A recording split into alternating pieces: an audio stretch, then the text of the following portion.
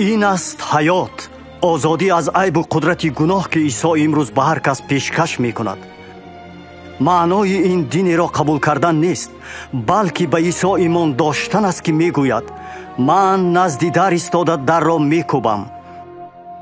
اگر کسی شنود و باز کند نزدش می درایم. معنای این سوی خدا برگشتن و به عیسی توکل نمودن که به حیات ما آید تا گناههایمان را بخشد و ما را آنسان نماید که می خواهد. این کفایه نیست که با عقل به دعواهای او راضی شویم و حسیاتی داشته باشیم. ما او را با فیض به واسطه ایمان قبول می کنیم، با خواهش و اراده خود. وقتی آدمان تیار هستند که پیروی عیسی مسیح شوند، آنها می توانند به او دعای عادی گویند. شاید شما حاضر تیارید که حیاتتان را به خدا کشایید. اگر چنین باشد می توانید به دعای زیرین همراه شوید، خاموشانه در دل خود. خداوند عیسی، من محتاج تو. رحمت برای در صلیب مردنت برای گناههای من.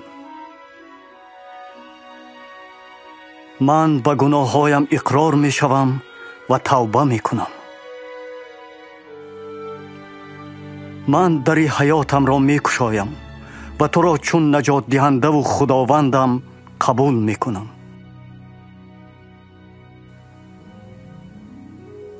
رحمت برای بخشیدن گناههای من و دادن حیات ابدی.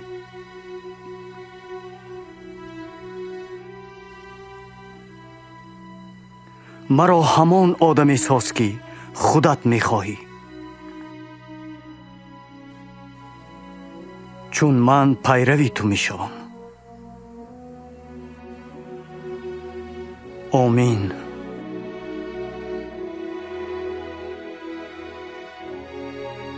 عیسی درباره پیروانش گفته گوسفندان من آواز مرا می شناسند، من آنها را می دانم و آنها مرا پیروی می کنند. برای چشیدن حیات پررو و فراوان که عیسی وعده کرده بود، پیروانش با خدا هر روز در دعا و خواندن کلامش گپ میزنند. آنها به دیگران آیید او نقل میکنند و همیشه با آنهای وامی خورند که او را دوست میدارند و پیروی میکنند. وعده زیبای او را در یاد داشته باشید. همه قدرت در آسمان و زمین به من داده شده است و اینک من با تویم همیشه تا آخر جهان.